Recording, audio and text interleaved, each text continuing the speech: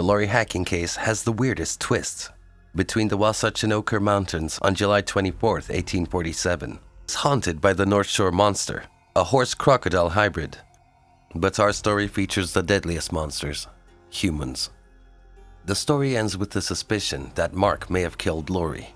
Let's dive deeper into the story. Lori Case Source Hacking was born on December 31st, 1976. Her biological mother was just 13 years old. 4 months later, she placed her daughter up for adoption. She found her a permanent family with Thelma and Orlando Soares, a California couple who wanted a brother for their adopted 7-year-old boy, Paul. She was their Mormon missionary angel baby. Thelma and Orlando raised Lori and Paul in a loving religious home. Thelma taught her children Portuguese to appreciate their father's Brazilian history, but she and Orlando split in 1987. Lori was 10 years old. Lori and Thelma lived in Orem, Utah, while Orlando and Paul stayed in California. In Orem, Lori flourished as a nice outgoing student who understood everyone. In 1994, Anna Orem High School seniors camped at Lake Powell, and that's where her fairy tale began. Lori helped Mark, wrapped him, and held him amongst the stars and dying campfires. Late-night conversations started Mark and Lori's romance. Lori told her mother about Mark and never looked at another Mormon man the same way again. Mark began missionary work at the age of 20 in 1996. When Mark was in Winnipeg, Canada, they had a great long-distance relationship, but he returned early after one of his housemates allegedly disobeyed missionary guidelines and involved him in the controversy. After he went home, Lori supported him. Lori studied business at Utah after a year at Webster State University. Mark fell from a roof and had a concussion and a broken back. When she nursed him, Lori and Mark became closer and started planning their future together. Mark studied medicine after graduating from the University of Utah. Lori and Mark married in Utah Temple in December 1999, after graduating from Lod and with a bachelor's degree in management on August 7, 1999. While studying full-time, Mark worked as a supervisor at an apartment complex the couple had moved into after getting married, allowing them to stay rent-free as long as the management duties were followed. Family and friends always described them as a loving and harmonious pair. They pursued their aspirations while staying engaged in church and community.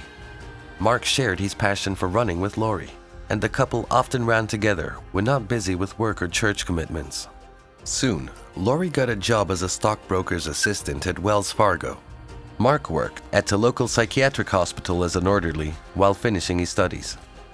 As the years went by, Mark pursued his dreams, and Lori quit her job in July 2004 so Mark could study. The young couple moved from Utah to North Carolina. The Great Review came around then. Mark woke to an empty bed on July 19, 2004, but he figured Lori had been on a run before work. He called her office at 10 a.m., but he was told she hadn't arrived. He moved over after talking to her co-worker. Mark called the police, but was ordered to wait 24 hours before reporting her missing. He then searched Memory Grove Park, a popular running place with several trails, but there was no sign of her. Mark informed family members that Lori was missing while searching the park. Nearly 1,000 runners helped find the pregnant woman at the park. After Lori's car was spotted near the entrance, the Hacker and Source families held a press conference to announce her absence. Mark pleaded with the media for Lori's safety and information. In cases involving missing women, the husband is usually the first suspect, so authorities look to Lori's closest friends and relatives for new leads. Mark was questioned by SLCPD Detective Kelly Kent. Lori was his understanding and happy wife. Mark told detectives that he and Lori were moving to pursue his oncology career. Mark couldn't spell the term for Detective Kent, which raised doubts but didn't prove he was a killer. The couple was happily married and ready for a new chapter, according to friends and family interviewed by investigators. Lori and Mark were opposites, but their relationship worked. Lori's co-workers corroborated the couple's loving bond while cops searched their car. A Salt Lake City motel reported a man screaming and running naked outdoors on July 20, 2004. Mark was discovered by the police, completely naked except for his sandals. Mark had arrived at the motel earlier and drank extensively. Then he took a bottle of barbiturates. before stripping down and running around naked in the parking lot instead of resting. Mark's family called, and his brother Scott came down on Mark's Palm Pilot. Scott noticed a strange "This is justice for Mark" message. The cops didn't think Mark was insane. He attempted to act crazy because he knew the net was closing in, but his sandals gave him away. FBI profiler CANDICE said he kept his sandals on, which is unusual for a person with schizophrenia. Detectives discovered Mark's double life when his family admitted him to the university psychiatric facility. Dr. Douglas Hacking and nurse Janet had Mark on April 24, 1976. He was the fifth of 7 siblings, 3 brothers and 3 sisters, and was a joker who caused accidents to amuse his pals. His father, a respected pediatrician, and his siblings were successful. His past astonished investigators and his family. This included smoking, drinking, and becoming intimate with some of the girls he brought into the faith. After getting a search order and checking the couple's sharing department, investigators discovered how far the apple had fallen. Detective Kent found various discrepancies. The apartment held Lori's car keys, wallet, and pocketbook. Consistent with someone bracing themselves as they loaded a heavy object into the car, the knife and blood from Mark's car's back seat were sent for testing. The crime was starting to look more like homicide.